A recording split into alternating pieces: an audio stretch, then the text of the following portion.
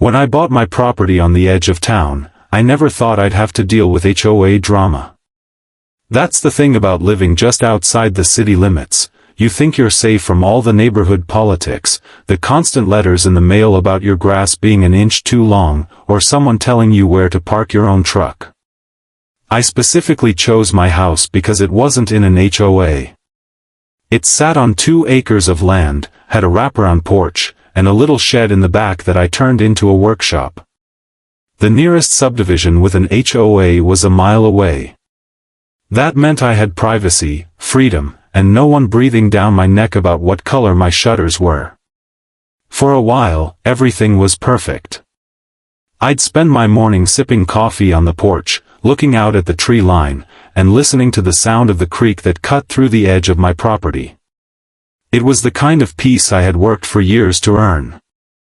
That peace came to a screeching halt one afternoon when I heard the sound of tires crunching across my lawn. At first, I thought it might have been a delivery truck turning around. It happened sometimes, but when I stepped outside, I saw something that made my jaw clench. Parked right in the middle of my front yard, like she owned the place, was a shiny white SUV with the logo of the nearby HOA plastered on the side door. And standing beside it, with her hands on her hips and a smug look on her face, was a woman I'd later come to know very well, the infamous HOA Karen. You know the type: perfectly styled blonde hair, oversized sunglasses, expensive yoga outfit that probably cost more than my monthly mortgage payment, and that air of entitlement that just screams, "I run this place." At first, I tried to be civil. I walked out, waved, and asked if she needed help or if she was lost. But she didn't act lost. She didn't act apologetic either.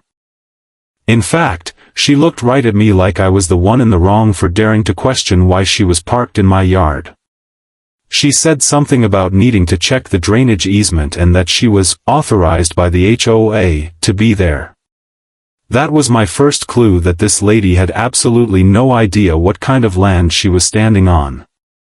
I told her calmly that this wasn't part of the HOA, that she was on private property, and that if she had business here, she needed to leave.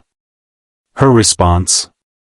A sarcastic laugh and a dismissive wave, like I was some kid bothering her while she was working. I should have known then that this was just the start of a war. But at that moment, I was still trying to be reasonable.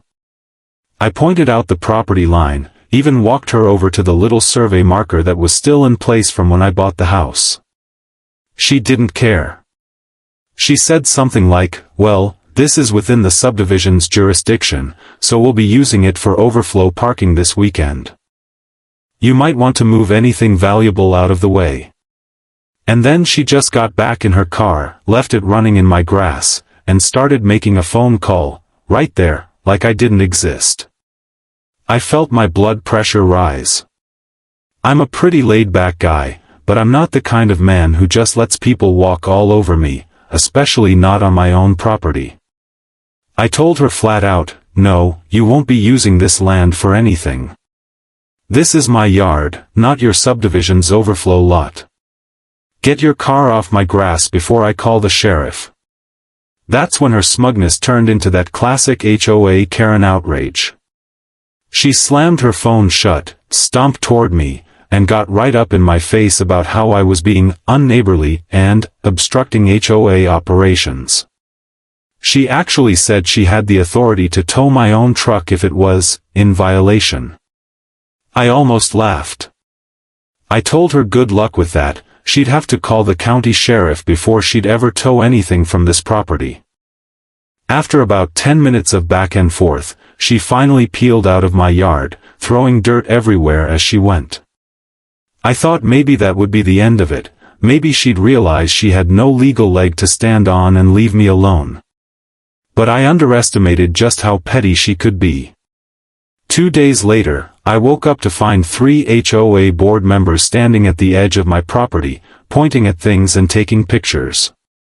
When I confronted them, they gave me the same spiel about shared jurisdiction and how my property had recently been annexed by their HOA.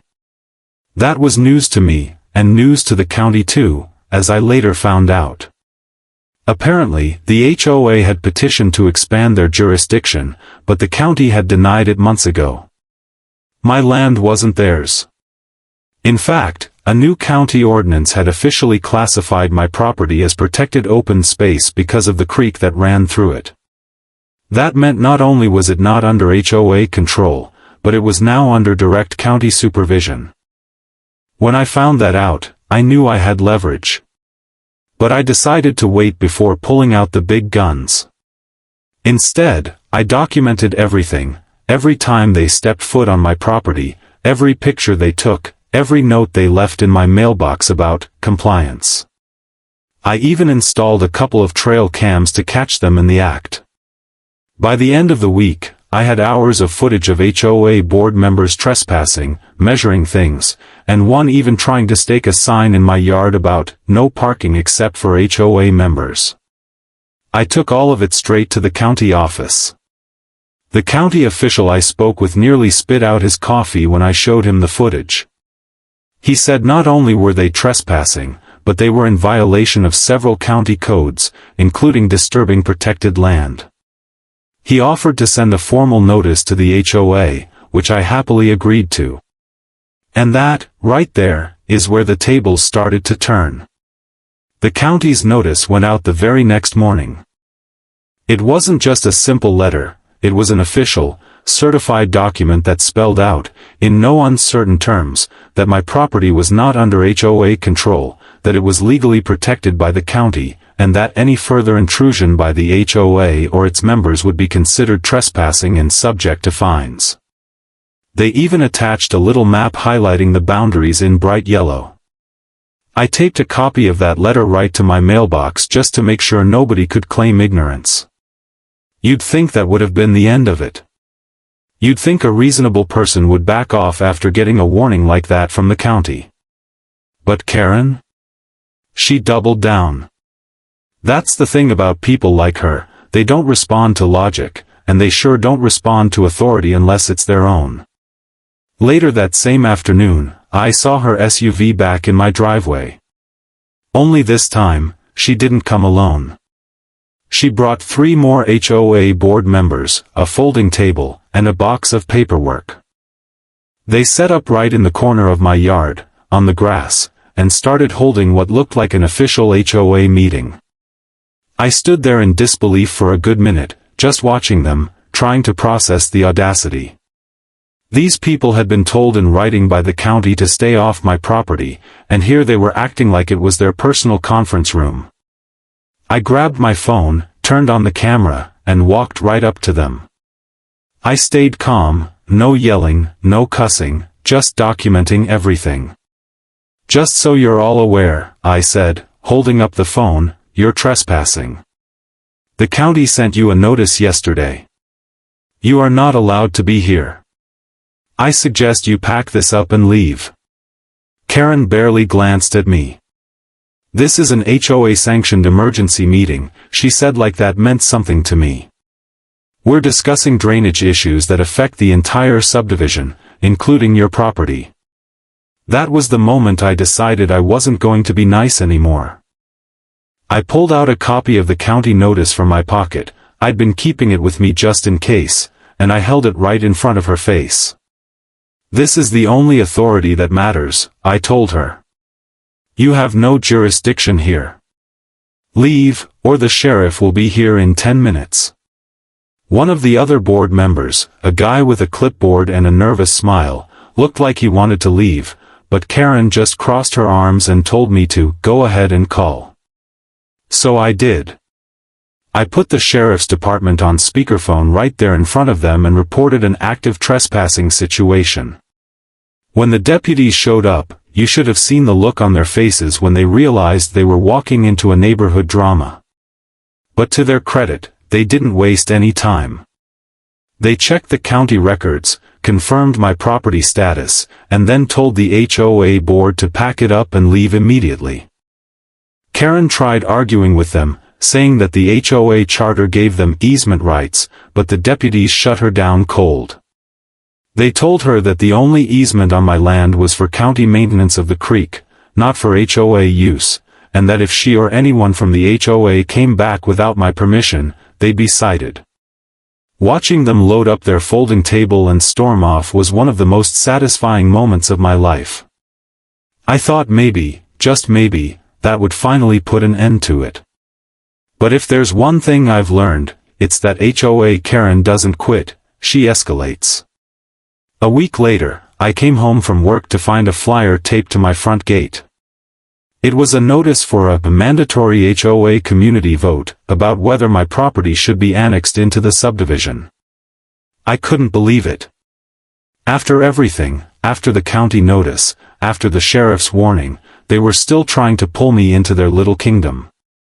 That's when I decided I wasn't just going to defend myself, I was going to go on the offensive. I spent the next few nights doing research. I dug through county records, subdivision bylaws, and every legal document I could get my hands on. What I found was a goldmine. The HOA had been improperly enforcing several of their own rules for years, including collecting fees for a community park that technically wasn't even theirs to maintain.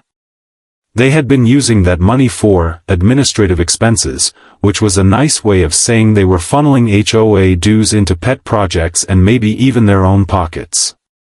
Armed with that information, I showed up to their little community vote.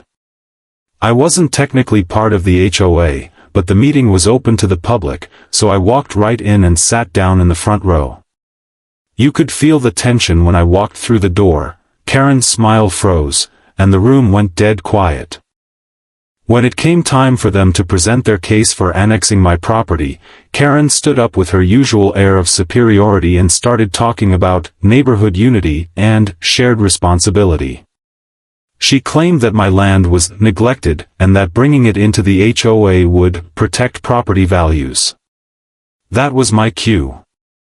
I stood up, held up the county's notice for everyone to see, and calmly explained that not only was my property legally protected, but the HOA had been trespassing, harassing me, and violating county codes. Then I dropped the bomb. I told the entire room that I had evidence of the HOA mismanaging funds and that I'd already shared it with the county. You could hear the collective gasp from the room. The other board members looked like they wanted to crawl under the table. Karen tried to talk over me, but I didn't let her. I told everyone there that if they voted to annex my property, I'd sue the HOA personally and seek damages for harassment and trespassing. By the time I was done, half the room was glaring at her, and the other half was whispering among themselves. The vote didn't just fail, it wasn't even close. That night, I went home and sat on my porch with a cold beer, finally feeling like I'd turned the tide. But as I looked out across my yard, I knew it wasn't over. People like Karen don't take public humiliation well. And sure enough, it was only a matter of time before she came back swinging, this time harder than ever. I woke up the next morning thinking maybe, just maybe, I had finally scared them off. The vote had been a total disaster for Karen, and the look on her face when I walked out of that meeting told me everything I needed to know. She'd been publicly humiliated. But humiliation is gasoline to people like her. And sure enough, less than 48 hours later, I got my first surprise visit from county code enforcement. Now, I keep my property in pretty good shape. I mow the lawn, I keep the place neat, my shed is organized, it's not like I live in some junkyard. But the inspector told me he'd received 3 separate anonymous complaints about illegal structures on my property and environmental hazards. He asked if he could take a look around, and I said sure, because I had nothing to hide. We walked around together, and it was clear pretty quick that there was no problem. My shed was up to code, the creek was clean, and the only hazard on the property was a stack of firewood I kept near the porch. When the inspector finished, he shook his head and said, "Honestly, I think somebody's just trying to cause you trouble." I didn't even have to guess who. He left without issuing any violations, but the very next week, another inspector came, this time for supposed unregistered vehicles on my land. That was laughable, considering the only vehicles I owned were my pickup truck and my old motorcycle, both of which had current tags. It went on like that for weeks. Noise complaints. Trash complaints. Even a complaint about my porch light being too bright. It became obvious that Karen was organizing some kind of harassment campaign through the HOA to make my life miserable. At first, I was angry, furious even, but then I realized something. Every time they filed a false complaint, it created a paper trail. And every time the inspector came out and found nothing, it strengthened my case that they were harassing me. So, I started documenting everything even more carefully. I set up motion-activated cameras all around the property. I saved every single letter, every single complaint notice, every business card from every inspector. I even started recording phone calls with the county, legally, of course, one-party consent in my state. By the end of the month, I had a binder full of evidence that painted a very clear picture. The HOA, led by Karen, was actively and maliciously targeting me. Then came the breaking point. One Friday evening, I came home to find a giant HOA, community parking, sign staked right into my front yard, again. This time, though, they'd gone further. They had painted little white lines on the grass like a makeshift parking lot and left cones at the end of my driveway, as if to invite cars in. I lost it. I yanked the sign out of the ground, threw the cones into the ditch, and called the sheriff immediately. When the deputies arrived, I showed them the sign, the paint, and the footage of Karen herself staking it in earlier that day. That was the moment everything flipped for good. The deputies told me this wasn't just trespassing anymore, it was vandalism and property damage. They filed an official report and said they'd be forwarding it to the county prosecutor. That weekend, instead of sitting at home stewing, I went straight to the county commission office on Monday morning. I handed them my binder of evidence, my videos, and the sheriff's report. The county attorney looked through it all and told me exactly what I wanted to hear. Because my property was now classified as protected county land, the HOA's actions weren't just harassment, they were interfering with county-managed space. That made it a much bigger deal legally. Within 2 weeks, the county sent out a cease and desist order to the HOA. It was brutal.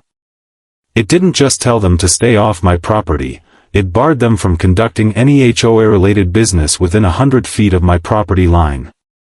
They were also warned that any further complaints about me would be reviewed by the county before being acted on, to prevent misuse of the complaint system. Karen must have been fuming when that letter landed in her mailbox. But she still wasn't done. Oh no, she found a new angle. She started a smear campaign on the HOA Facebook group, posting pictures of my property, claiming I was letting it go to ruin, that I was a threat to property values, and even accusing me of dumping trash in the creek. Normally, I'd ignore nonsense like that, but since this was defamatory and public, I took screenshots of everything. Then I played my trump card. I contacted the county's Public Works Department and asked about the possibility of designating my creek area as an official county greenway. To my surprise, they said it was not only possible but encouraged. They had grant money available to maintain and improve green spaces in the county. That meant if I agreed, the county would come in, clean up the creek, install signage, and even put up a fence along the property line to protect it, all at no cost to me. I signed the paperwork the next day. A month later, county workers showed up with trucks, equipment, and a brand new sign, County Greenway, no unauthorized access. They installed a split-rail fence along the edge of my yard, with a locked gate that only county employees and I had the key for. Suddenly, what Karen had once called neglected property was now an official county-maintained nature area, complete with a little plaque that had my name listed as the private landowner who had partnered with the county to protect it. When the fence went up, the HOA lost their minds. They complained to the county that it was unsightly and inconsistent with neighborhood aesthetics. The county's response? It's not your neighborhood. That was the moment I knew I'd completely won. By the time the county finished installing the greenway fence, I thought I had seen the worst of it.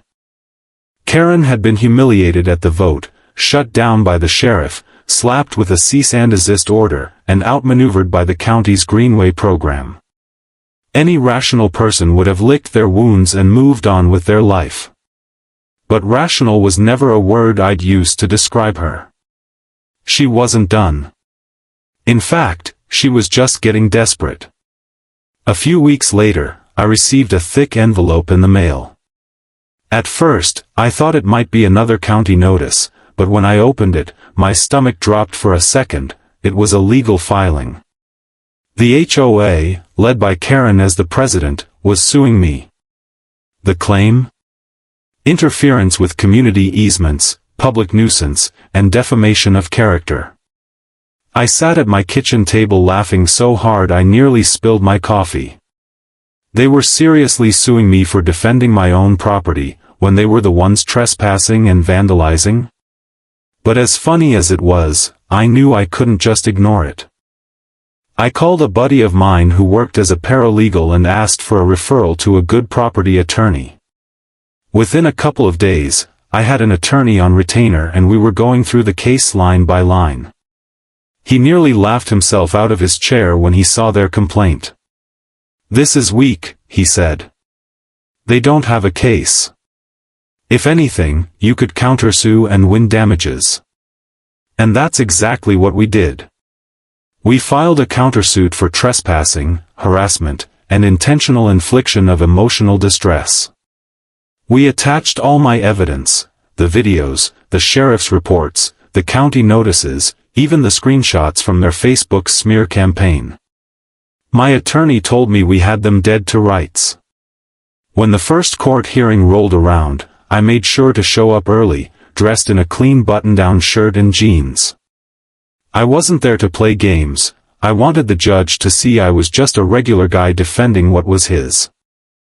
Karen and her board members showed up in full force, dressed like they were attending some sort of corporate retreat, clutching binders and folders like they were about to argue a Supreme Court case. The judge, a stern older man who clearly didn't have much patience for neighborhood drama, wasted no time. He asked the HOA to present their case first.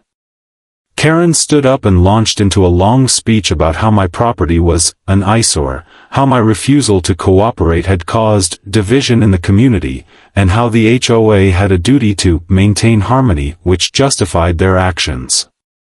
The judge interrupted her halfway through and asked for actual legal evidence of their jurisdiction over my property. That's when the whole thing started to crumble. Their attorney stammered about implied easements and community expectations, but the judge wasn't having it. He looked over the county map and the official property classification and said, in no uncertain terms, this land is not under HOA jurisdiction. You have no legal right to access it, much less enforce your rules here. Then it was our turn. My attorney laid out our evidence piece by piece like he was building a case for a crime drama. Every video, every complaint, every letter, we showed how this wasn't just a misunderstanding but a pattern of harassment.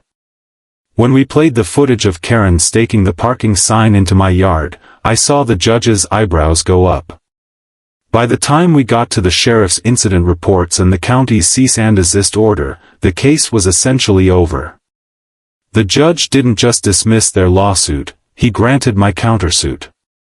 He ordered the HOA to pay me for damages, cover my attorney's fees, and issue a formal written apology within 30 days.